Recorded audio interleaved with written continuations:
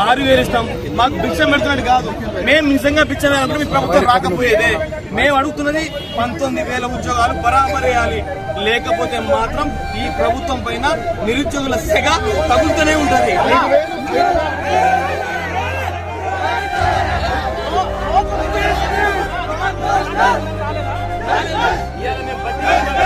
Phone చేస్తే ఆయన అవమానపరుస్తున్నారు. మీరు కలుస్తారా? ఎందుకు కలవాలి అని చెప్పి ఆయన ఏమైనా సిగ్గుందా? పట్టించుకున్నారు కానీ మీరు మీ పిఏకి ఫోన్ చేస్తే కనీసం మాకు మాట్లాడరా? ఎక్కడ పోయిన బల్మూరి వెంకట్, ఎక్కడ పోయిన కుదనరామ్, ఎక్కడ పోయిన ఆకుమూలు, వీళ్ళందరూ ఆ రోజు మా కోసం అశోక్ చుట్టూ దిల్సిన చుట్టూ బెల్లం చుట్టూ రాదు. మరి ఇలా నిరుచులు అంతా కోసపడుతుంటే హరికోసపడుతున్నారు హైదరాబాద్ లో. కనీసం మా గురించి మాట్లాడే ఒక్కరు కూడా రాలేదా? మా పరిస్థితులు చూడండి ఒకసారి. దిల్సుఖ్నగర్ గారు హాస్టల్ ఒకసారి మా గదులను పరిశీలించండి. మేము ఎంత అర్థ ఆకలితో అర్థ కడుపుతో ఎంత బాధపడుతున్నాం మీకేం తెలుసా? ఇలా ఎవరు కూడా మా గురించి మాట్లాడడం లేదన్నా. ఇది వాస్తవం. ఒకటే ఎన్ని రోజులు ఓపిక పెట్టాలి? 2 సంవత్సరాలు అయిపోయింది. మీరు జీతాలు తీసుకోవడం మానేసిరా?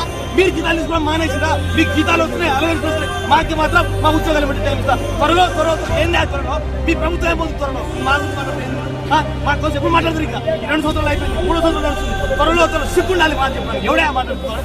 సీఎం ఇంట్లో లేదా? ఇంట్లో పని చేయట్లేదా? మరి ఇంత బాధపడుతున్నావు, ఇంత హరిగోసపడుతున్నావు. ఇంట్లో చేంజ్ చేస్తుంది. ఇంత బాధ ఉన్నప్పుడు చెప్పాలి కదా. ఒక మంత్రి కలవడా, ఒక ఎమ్మెల్సీ కలవడా? సిగ్గుందా కాయం ప్రభుత్వానికి? ఒక్కొక్కరిని నరికి పోగులు పెడతారు అనుకుంటున్నావు. ఇలా మా ప్రభుత్వం మా కష్టాలతో ఎవరు కష్టం? మీ మంత్రులు ఎక్కడ పనిచేసారు? మేము కష్టపడ్డారు. ఊరు గ్రామాల్లో, తండాల్లో, మారుమూల గ్రామాల్లో మేము వెళ్ళి మాట్లాడుతున్నాం.